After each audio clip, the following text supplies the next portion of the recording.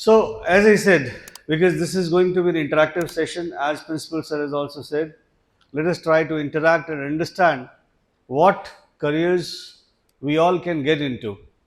We might be talking about those careers that we have never heard of, right? So, in short, I can tell you that there were, means if we talk about, if I ask you any question about what is your aim in life, so what kind of answer would come in, for that? What I have been seeing across schools, I have visited almost all these schools, and this answer is pretty, I would say, programmed. Why I say programmed answer? Because even if I ask you, let's say, this question, let me tell you, you would tell me, I would like to become a doctor, or I would like to become a computer science engineer, or I would like to become an IAS officer, or I would like to join some defense services. At the most, someone will tell me I want to do CA. That's it. What about those 6,500 careers that we are completely blind to? And what is happening due to this? We have been creating, I'll tell you some facts before I come to this point. The facts are like, currently our manufacturing sector, which used to be a core recruiter, जहाँ से ज़्यादातर placements हुआ करती थी, जैसे mechanical, civil, electrical, ये 17% के ऊपर स्टैग्नेंट है. जीडीपी का 17%, हमारे ग्रॉस डोमेस्टिक प्रोडक्ट का 17% ये लेता है और आज स्टैग्नेंट है. इसमें जॉब्स कोर ब्रांचेस में नहीं मिलती हैं आसानी से, राइट? दूसरी बात, आईटी सेक्टर का क्या रोल है हमारे कंट्री में? सब जानते हैं, millions of people have been employed by IT sector, जिसका प्रोपोर्शन आज जीडीपी का 5% है. 5% only we are concentrating on IT. Tourism का जो प्रोपोर्शन है जीडीपी में, that is 10%. 10% of the revenue we get from tourism, and वहां पर कोई इंजीनियर नहीं है. 5% के लिए हम सारे एक लाइन लगाते हैं, सभी कंप्यूटर साइंस इंजीनियर बनना चाहते हैं, लेकिन 10% जिसका कंट्रीब्यूशन है इकोनॉमी में, उसके लिए कोई अवेयरनेस नहीं है. अमेरिका हर साल 1 लाख इंजीनियर्स प्रोड्यूस करता है. उसकी कितने ट्रिलियन डॉलर की इकोनॉमी है? $16 trillion, $16 trillion. And we Indians produce 15 lakh engineers every year for $2 trillion economy. $2 trillion economy के लिए हम 15 लाख इंजीनियर्स प्रोड्यूस करते हैं हर साल, एंड अमेरिका 1 लाख प्रोड्यूस करता है for $16 trillion. Can you understand the facts? How myopic we are towards certain conventional careers. We do not want to move ahead from those, successes that we have created in the society in the past. We still want to live in the past. Why? Because everyone next door to us is having an engineer who has been having some success, at least has some salary package that we can talk about, right, in our neighborhood. And that is what our parents wants us. Because there has been someone who is getting some package, you should also be part of that, without realizing what is the difference between your ability and aspiration. You may aspire something, but your ability may not be that. So there are some introspective questions I would like to ask you before I move further. And the first one is, what have you always been naturally good at? This is what you should ask from yourself. What are those areas where you are naturally good at? Natural ability is something that comes by birth. You don't have to create it. Why I am saying this natural ability? Because we all are individually different. Our tastes, our preference, our physical, our attributes, they're all different. But as far as choice of career is concerned, we want to make only one choice. All of us want to be together.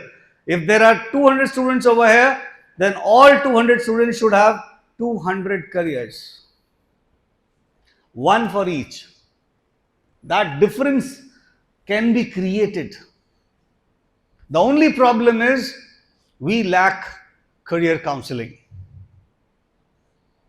We badly lack career counseling. There is no awareness about career counseling in our society, or people do not take it seriously. People think that, okay, fine, whatever we are studying, our careers are based on academics. Academics में कितने career होते हैं? There may be 500, 600.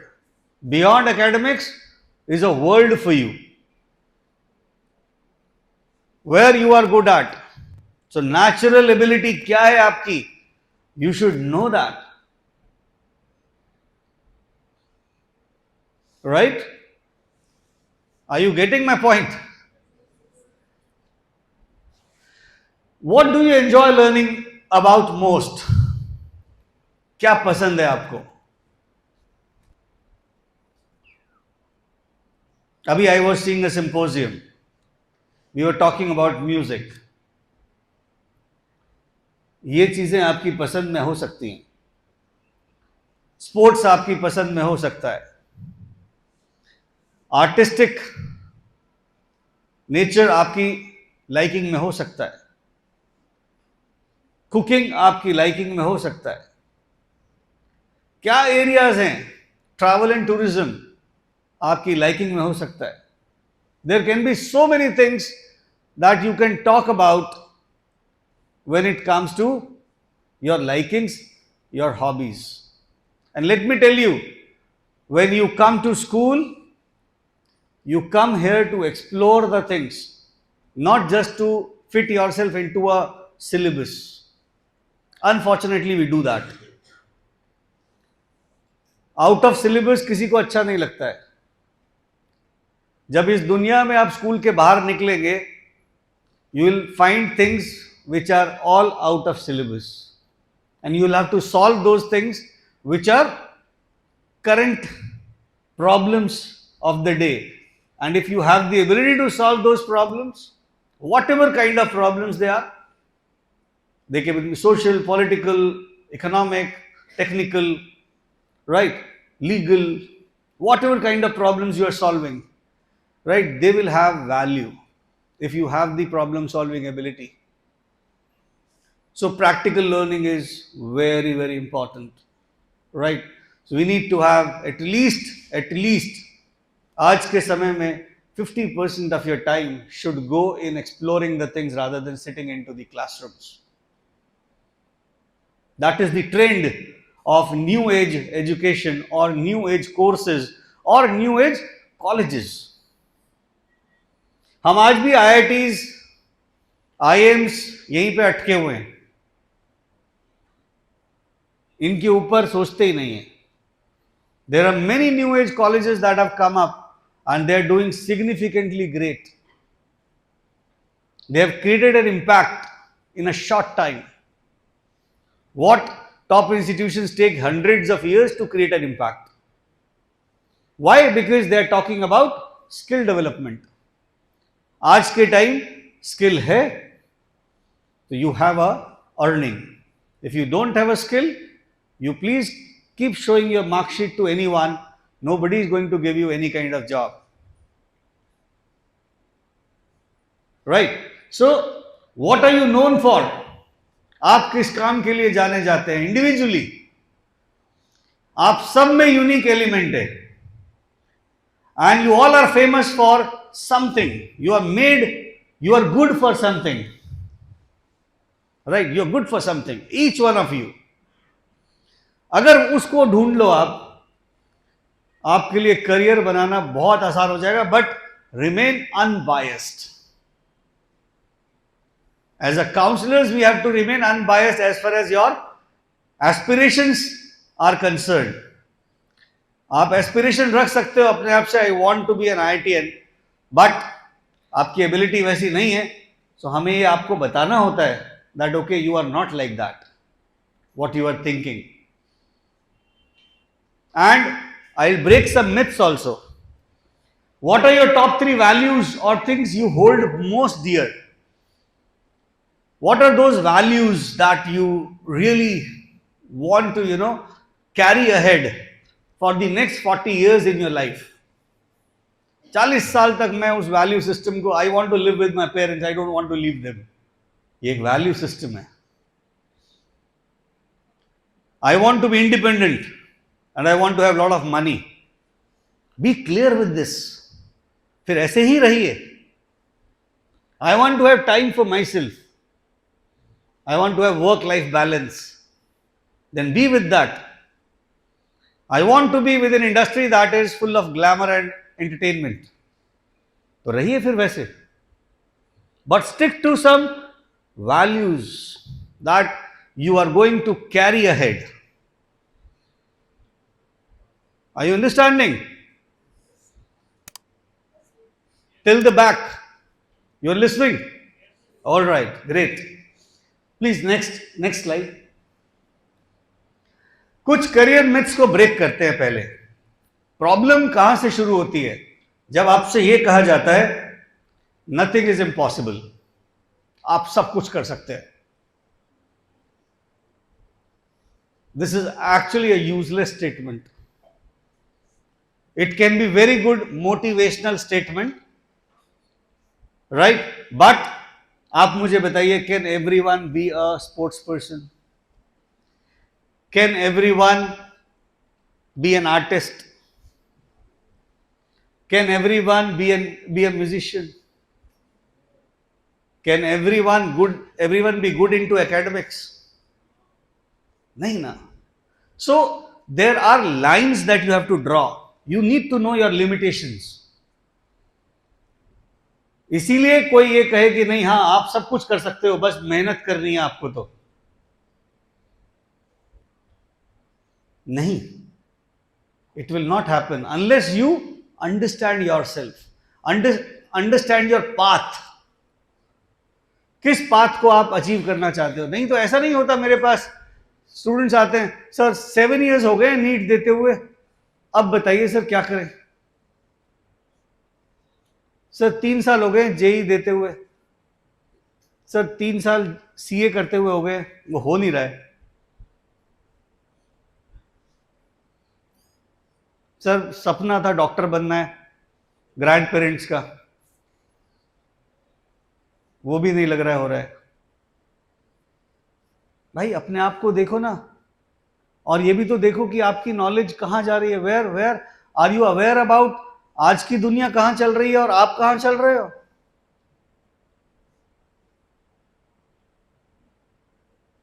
Right, so we need to understand. PCM लेने से base strong बन जाता है. PCM लेने से बेस स्ट्रांग बन जाता है. किस महात्मा ने कही है ये बात?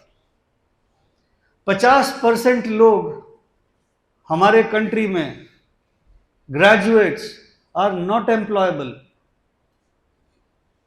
It is so easy to get first division in engineering. इतनी आसानी से कह देते हैं, और फर्स्ट डिवीजन आ भी जाती है बहुत आसानी से, बट इंटरव्यू में you are unable to justify anything into engineering as a practical learner. कुछ जस्टिफाई नहीं कर पाते.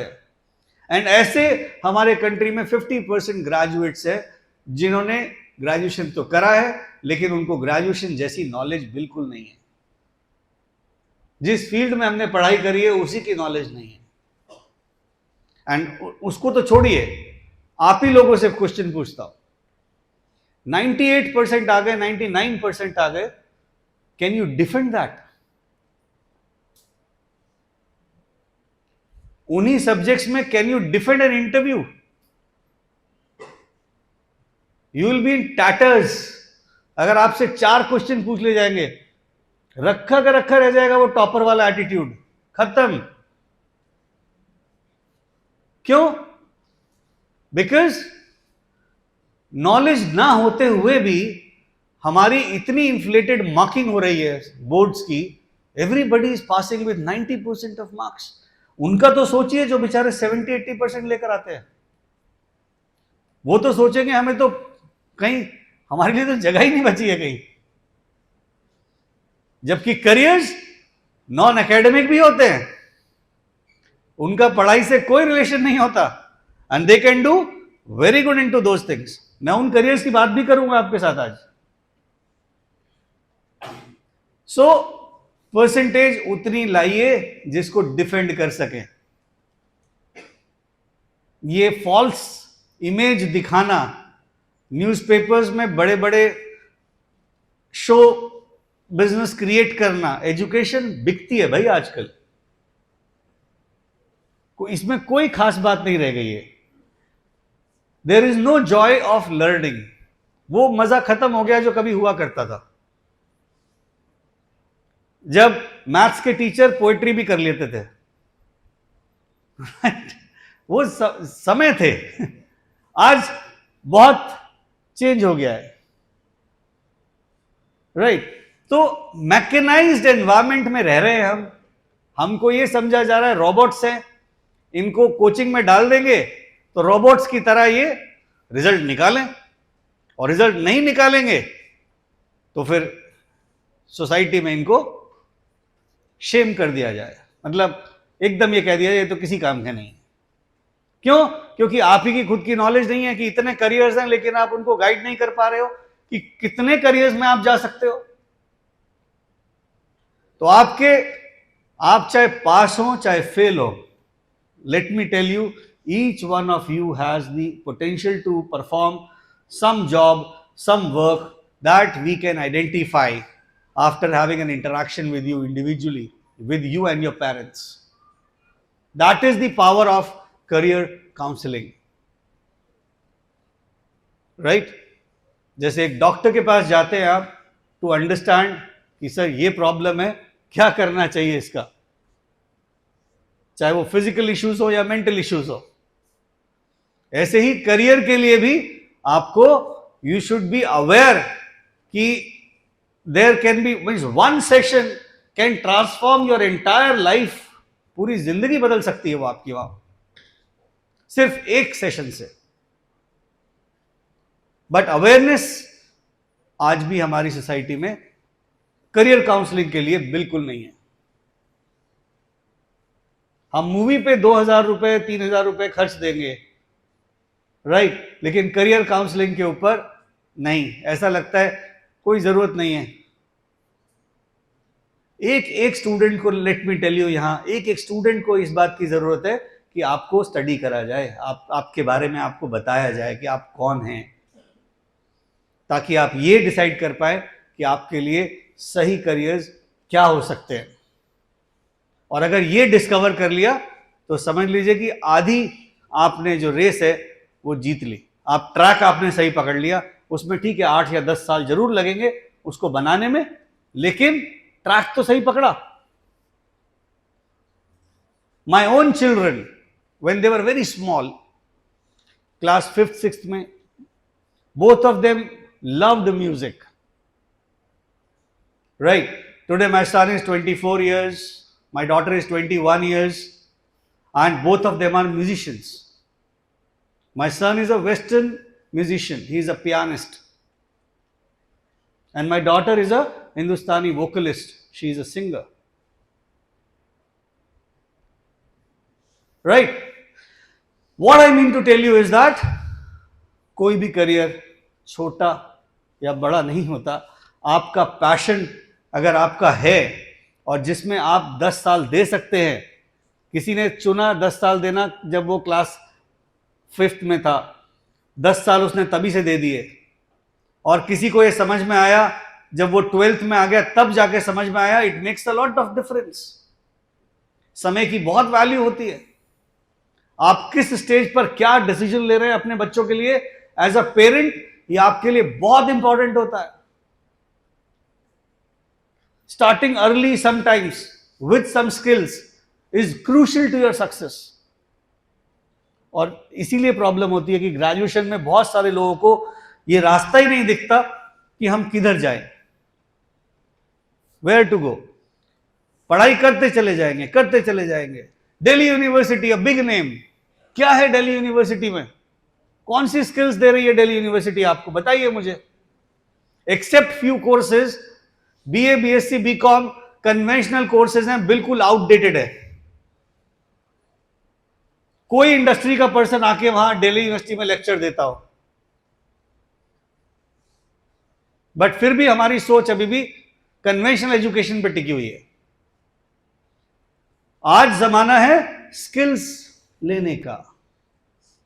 कौन सी यूनिवर्सिटी, पूछिए उनसे क्या स्किल्स दे रहे हैं आप इस प्रोग्राम में हमको। अलाउड है आपको दिल्ली यूनिवर्सिटी में क्वेश्चन करना? आप तो खुद ही लाइन लगा के खड़े होते हैं वहां पर कि किसी तरह से एडमिशन हो जाए, किसी भी कॉलेज में हो जाए। चाहे उस कॉलेज में अरेंजमेंट हो, प्रोफेसर्स पढ़ाएंगे नहीं, बच्चे पढ़ेंगे नहीं।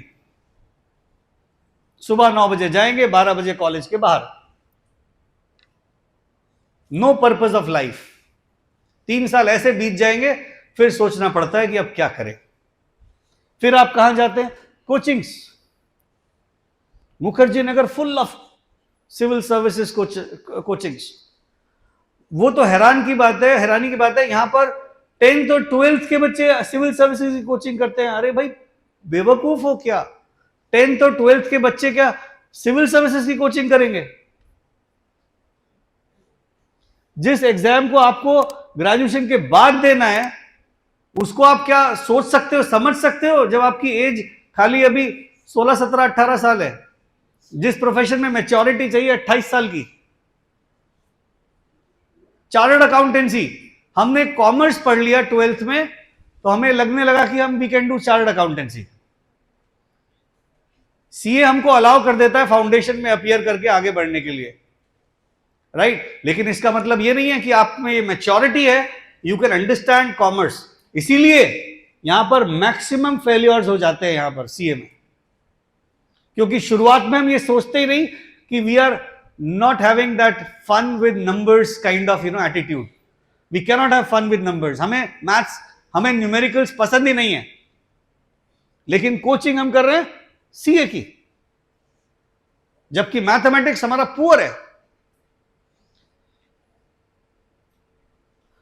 Are you getting? सो भाई ये सब बहुत चीजें हैं। पीसीएम लेने से स्ट्रॉन्ग बेस बनता है भाई, किसी भी सब्जेक्ट से स्ट्रॉन्ग बेस बनता है। लेट मी टेल यू, चाहे आप ह्यूमैनिटीज से हो, चाहे आप कॉमर्स से हो, चाहे आप साइंसेस से हो, आपकी पसंद का सब्जेक्ट होना चाहिए। You can create a entire world for you. पूरी दुनिया क्रिएट कर सकते हो आप। और पसंद नहीं है तो साफ साफ कह दो, सर पढ़ना बिल्कुल पसंद नहीं है, करियर हम उसके हिसाब से देख सकते हैं। इतने करियर्स हैं जो पढ़ाई से जिनका कोई लिंक नहीं है, मैं आपको बताऊंगा अभी। सिर्फ आपकी स्किल के ऊपर निर्भर है वो। Commerce can be justified without maths. भैया commerce 80% of the careers they are with maths. Banking में जाना चाहते हो, इंश्योरेंस में जाना चाहते हो, इन्वेस्टमेंट में जाना चाहते हो, फाइनेंस में जाना चाहते हो, अकाउंटिंग में जाना चाहते हो, कॉमर्स पढ़ क्यों रहे हो अगर मैथ्स अच्छा नहीं है? आप ये सोचते हो कि केवल मैथ छोड़ दो और अकाउंट से काम चल जाएगा आपका? बहुत मीडियोकर हो जाओगे आप। आपके जैसे हजारों हो जाएंगे फिर तो। एंड कितने लोगों को पता है ये बात? अगर मैं ये बात कह रहा हूं, कुछ सोच के कह रहा हूं कि कॉमर्स विदाउट मैथ्स बढ़िया डिसीजन नहीं है, उसका एक रीजन है, वो भी बता देता हूं आपको। मान लीजिए आपने कॉमर्स विदाउट मैथ्स ले लिया, अब आप ग्रेजुएशन में आ गए, आपने बीकॉम ऑनर्स कर लिया, या आपकी जो चॉइस के कोर्स होते हैं जैसे बीबीए, मान लीजिए बीबीए कर लिया, उसके बाद में आपका थॉट होता है कि चलो अब एमबीए करते हैं। अब एमबीए में there is an exam called CAT, और कैट एग्जाम देते हैं आईआईटीएंस। एक ऐसा स्टूडेंट जिसने कभी मैथ नहीं पढ़ी, मैं उसको उन लोगों से कॉम्पीट कराऊं जिसने मैथ ही मैथ पढ़ी है, क्या रिजल्ट आएगा? वो नहीं सोचते, लेकिन सीधे भागना है कोचिंग में, बिना ये समझे कि आपकी स्ट्रेंथ क्या है। भाई, आपसे मैथ होता नहीं था तो अचानक से क्या मैथ हो जाएगा? आपने बिल्कुल गलत करियर पकड़ा हुआ था। ये गलतियां करते हो आप लोग, प्रैक्टिकली बता रहा हूं आपको। Are you getting? Humanities has limited scope. Humanities के बारे में इतने करियर्स हैं, मैं आपको बताऊंगा, यू विल बी अमेज्ड कि इसमें कितनी डेप्थ है और आज के टाइम में इतनी रेलेवेंट है। एक नया फॉर्मेट आ गया है, अब नई ब्रांच आ गई है, digital humanities. Digital humanities, combination of computers and humanities. I'll tell you about that. Marks have lost significance. कुछ कारणों से कह भी सकते हैं कि मार्क्स हैव लॉस्ट सिग्निफिकेंस, लेकिन अगर यहां पर किसी का विजन है that I want to get into top international colleges, कभी किसी ने सोच लिया गलती से कि मुझे हार्वर्ड, एमआईटी या स्टैनफोर्ड या येल या कोलंबिया या यूसी बर्कली या मुझे ऐसे किसी टॉप कॉलेजेस में पढ़ना है, तो आपका ट्रैक रिकॉर्ड क्लास 9th से देखा जाएगा। 9th में अगर आपकी percentage is below 90, you do not stand any chance to get entry into any of the courses in top colleges. खराब कॉलेजेस में कितनी एडमिशन ले लेना आप, लेकिन अच्छे कॉलेजेस में जाने के लिए you need strong academic record. वो कहेंगे बाकी प्रोफाइल की हमें चिंता नहीं है, वो हम करा लेंगे, लेकिन पहले ये बताओ एकेडमिक रिकॉर्ड क्या है आपका। और एकेडमिक रिकॉर्ड ही नहीं, आपको एस्से लिखना पड़ेगा that why you want to do this course, 800 words में डिस्क्राइब करिए। और दूसरा क्वेश्चन एक और आपको लिखना पड़ेगा, इस कोर्स को करके आप लोगों की जिंदगी में कितना बदलाव ला सकते हैं, इसके बारे में लिखिए 800 words. And no ChatGPT, no artificial intelligence into it. Individually अपने मन से लिखिए, सही लिखिए, वरना 1 सेकंड में वहां से वो ट्रैक कर लेते हैं कि चैट जीटीपी का है, यहां से बाहर हो जाओ। और स्कॉलरशिप भी उन्हीं को मिलती है, इंटरनेशनल स्कॉलरशिप्स, जिन्होंने अपना काम बहुत ऑनेस्टी से और अपनी स्किल के हिसाब से किया है, अपने ट्रैक के हिसाब से किया। और आप में नेचुरल एबिलिटी भी वही है। जो मैंने शुरू के क्वेश्चंस पूछे थे वो बहुत इंपॉर्टेंट है आप लोग के लिए। करियर्स आर ओनली एकेडमिक, मैं बता चुका हूं, careers are not just academic, careers बहुत सारे नॉन एकेडमिक भी होते हैं। Right, let's move forward, next slide. तो शुरुआत करते हैं पुराने करियर्स स्टेम बेस्ड। स्टेम का क्या मतलब होता है, यहां पर कोई बताएगा? STEM, STEM, anyone who would tell me what is stem?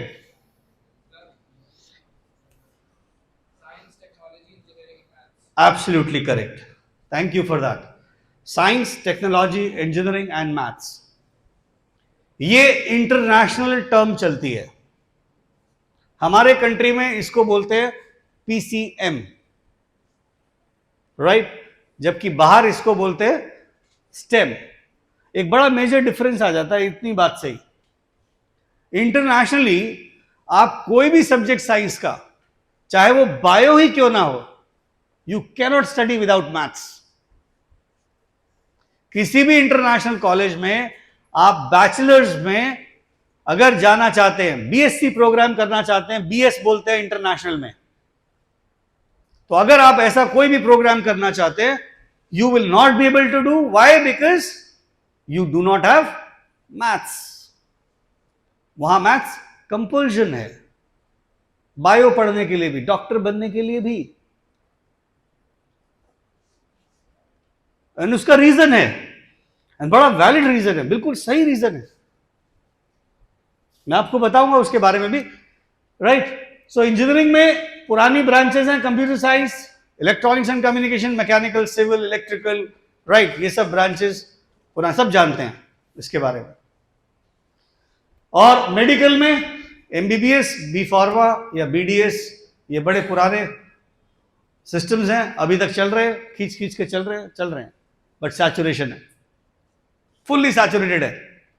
Scope की बात करें तो ठसाठस भरे हुए हैं लोगों से. आपको अपना रास्ता बनाने के लिए उन लोगों के बीच में से निकलना पड़ेगा, which is very very difficult.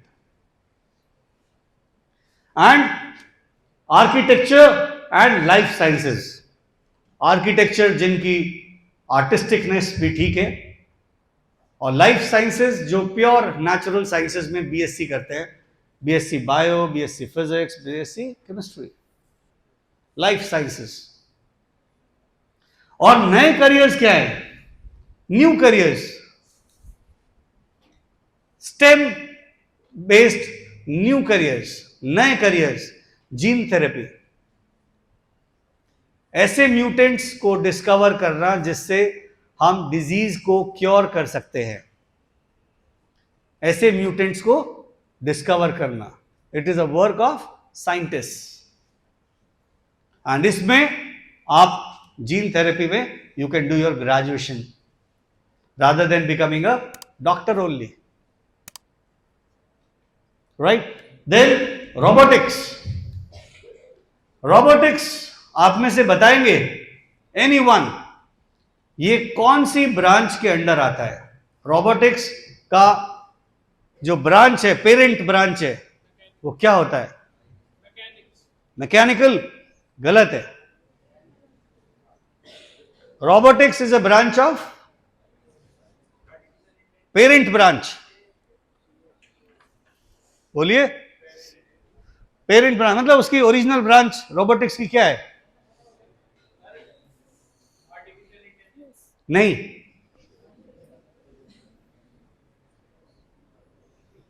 सारे इंजीनियर्स बनना चाहते हो यार आप लोग, और रोबोटिक्स की ब्रांच नहीं पता है. बहुत प्रॉब्लम है आप लोग के साथ, और पहुंच नहीं पाओगे आप वहां तक, ये भी मुझे पता है. सिंपल सी बात, रोबोटिक्स किस ब्रांच की स्टडी है भाई? इतना तो बता दो. अरे भाई आईटी नहीं है, सीएस नहीं है, इलेक्ट्रॉनिक्स एंड कम्युनिकेशन है, ऑटोमेशन होता है उसके अंदर, माइक्रो कंट्रोलर, सेंसर्स, इसका काम है पूरा रोबोटिक्स में. अगर पीसीबी उसकी डिजाइन नहीं होगी तो वो फंक्शन नहीं करेगा. उसका जो अंदर सिस्टम है बॉडी का, वो पूरा इलेक्ट्रॉनिक्स एंड कम्युनिकेशन इंजीनियर बनाता है, और प्रोडक्ट डिजाइनर उसकी शेप देता है. और जो आप डिफरेंट शेप्स देखते हो वो इंपॉर्टेंट नहीं है उसकी शेप क्या, रोबोट जैसा दिखता है, उसका कोई काम नहीं है. उसका काम क्या है? So it is very important to understand कि ये ब्रांचेस क्या है. रोबोटिक्स एंड ऑटोमेशन आने वाले टाइम की one of the finest branches में निकल के आएगी. एंड ये इसको स्टडी करना है तो आप जाएंगे इलेक्ट्रॉनिक्स एंड कम्युनिकेशन में. गेटिंग? Then ecology. इकोलॉजी बताइए, इकोलॉजी क्या है? इकोलॉजी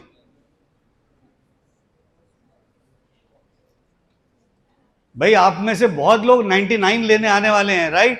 कम से कम ये तो बता दो ये क्या है, टर्मिनोलॉजीज क्या है, सिंपल.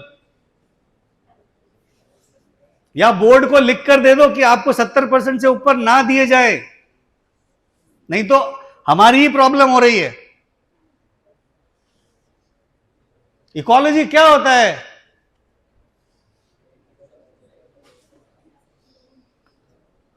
सबको नॉन एकेडमिक करियर्स में भेज दूं? एकेडमिक इंटरेस्ट तो किसी का लग नहीं रहा है मुझे यहां है। इकोलॉजी बताइए।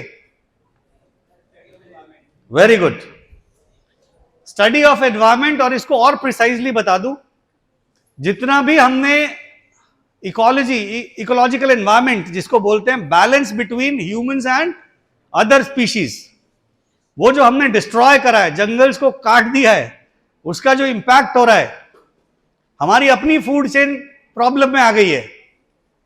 जंगल की तो अपनी जगह है, हमारी फूड चेन प्रॉब्लम में आ गई है, राइट? तो उसको बैलेंस करने के लिए, जैसे वाटर रिसोर्सेज डिप्लीट होते चले जा रहे हैं, राइट? उसको बैलेंस करने के लिए यू नीड साइंटिस्ट, एंड उनको बोलते हैं ecological scientist. And you can do this right with PCM और पीसीबी, दोनों के साथ कर सकते हैं आप इसको, बैचलर्स इन इकोलॉजी। शानदार करियर्स हैं जिनका स्कोप हमेशा रहने वाला है, हमेशा। और आप स्केर्स रेयर पर्सन हो जाएंगे। किसी से कहा जाए हमारे मेरठ में एक ही इकोलॉजिस्ट है, ये रेड टी शर्ट वाले, राइट? तो बड़ा अच्छा लगेगा आपको, या नहीं लगेगा? राइट? तो पॉइंट इज, आप अपने आप को इतना रेयर करिए कि आपकी वैल्यू मार्केट में ऊपर रहे। ये नहीं कि बहुत नॉर्मलाइज कर लीजिए। Are you getting my point? Then medical illustrations. Medical illustrations में जितने भी ह्यूमन बॉडी को स्टडी करने के लिए इक्विपमेंट्स यूज होते हैं, जितने आप एक्सरेज करते हैं, जितने एमआरआई मशीन्स चलाते हैं, जितनी हम ह्यूमन बॉडी को डीपली स्टडी कर सकते हैं, एक से एक इंस्ट्रूमेंट्स जो क्रिएट होते हैं, वो इलस्ट्रेटर्स का काम है। वो जो ड्राइंग्स क्रिएट करते हैं ह्यूमन बॉडी के अंदर स्टडी करके। So medical illustration is a huge sector. Career बनाइए, ऐसे एरियाज में बनाइए जिसमें आपको कोई पेशेंट देखने की जरूरत नहीं, आपको सीधे सीधे इलस्ट्रेशंस करने हैं। आपके पास काम की कभी कमी नहीं रहेगी, बिकॉज डॉक्टर्स डिपेंडेंट हैं इलस्ट्रेशंस के ऊपर, और ये उनसे ज्यादा पेएबल काम है, उनसे ज्यादा पेमेंट आपको यहां मिलेगी, राइट? फोटोग्रामेट्री क्या होता है? फोटोग्रामेट्री क्या करियर है? फोटोग्रामेट्री, फोटो से रिलेटेड समझ में तो आ रहा है आपको कुछ, लेकिन ग्रामेट्री is satellite images. Satellite images को स्टडी करना और फिर डिसीजंस लेना, राइट? नेचुरल डिजास्टर्स से बचाना, इमेजेस के थ्रू उनको स्टडी करना, फोटोग्रामेट्री। ये बहुत बड़ा काम है। As a scientist you can do that, right? Then pyrotechnic engineering. What is this branch?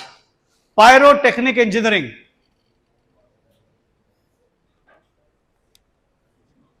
Pyrotechnic engineering, ये नहीं पता होगा आप लोग को।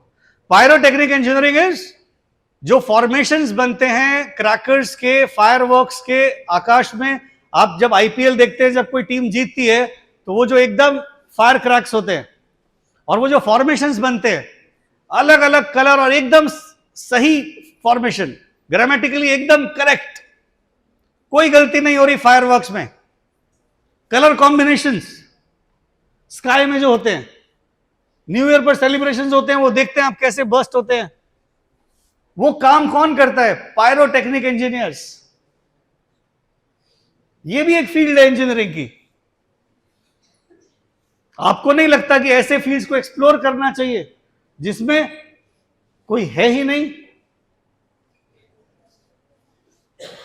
एटलीस्ट हमारे आसपास तो कोई नहीं है।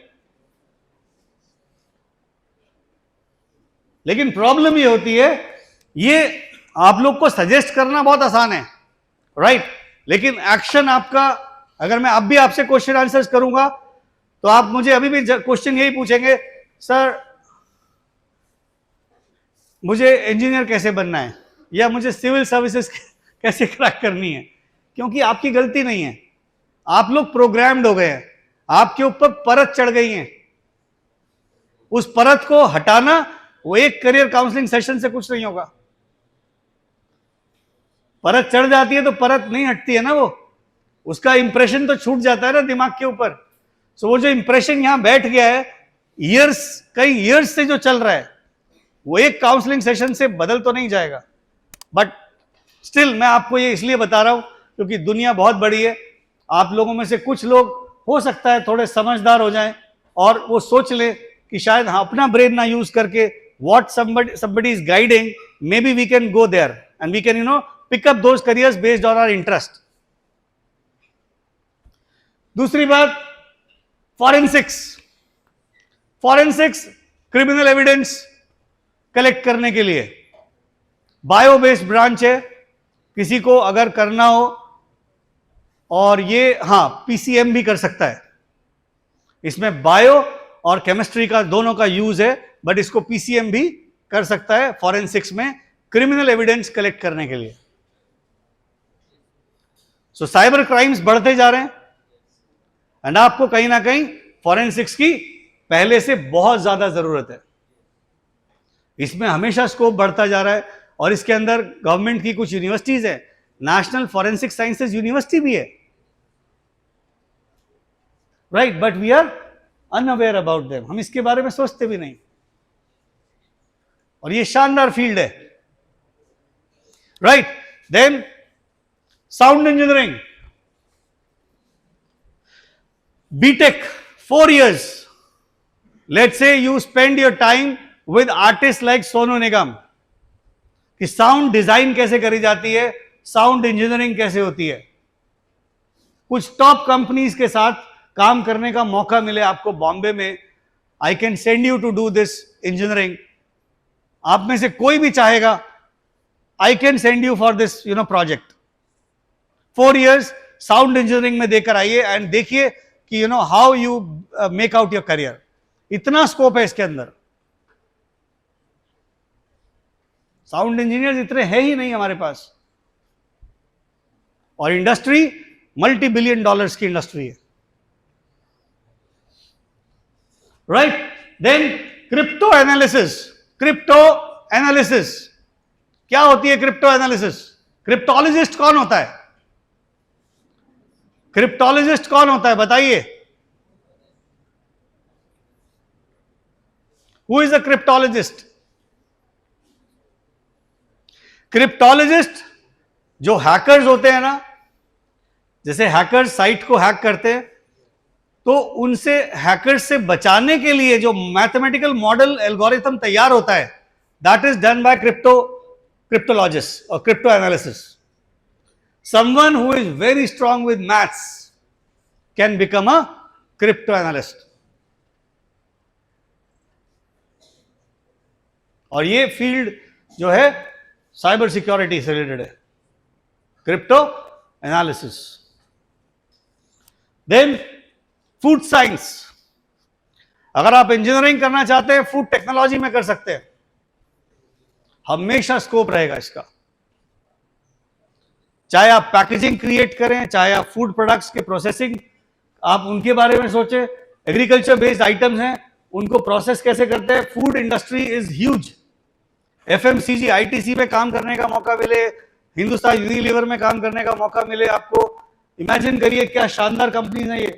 प्रॉक्टर एंड गैम्बल में आप काम करें, ब्रिटानिया में काम करें, नेस्ले में काम करें, राइट। ये कंपनीज कोई मैच नहीं है इनका, सिर्फ फूड साइंस करना है आपको। बायो बेस्ड हैं तो आप फूड एंड न्यूट्रिशन में जा सकते हैं, राइट। और पीसीएम बेस्ड है तो आप फूड टेक्नोलॉजी कर सकते हैं, राइट। तो food science is one of the most happening field of today, right. हमेशा scope, because we have huge population, सबको फीड करना है, ब्रांडेड प्रोडक्ट्स की बहुत वैल्यू है। आगे चल के आप मैनेजमेंट, आप अपना एमबीए एग्रीकल्चर बिजनेस मैनेजमेंट में कर सकते हो, बीटेक फूड टेक्नोलॉजी और MBA in agriculture business management, excellent combination.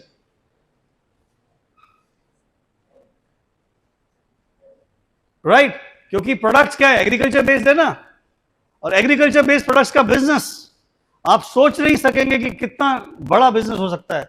आप तो सिर्फ इसी बात का अंदाजा लगा लीजिए कि पेप्सी के चिप्स की क्या मार्केट वैल्यू होती होगी उसकी इंटरनेशनली, कितने बिलियन डॉलर्स की इंडस्ट्री है वो सिर्फ एक प्रोडक्ट की। और बाकी तो आप रहने दीजिए, मतलब वो इतना लेवल है कि कहां तक जाएगा आप समझ नहीं पाएंगे उसको। Next slide please, next slide.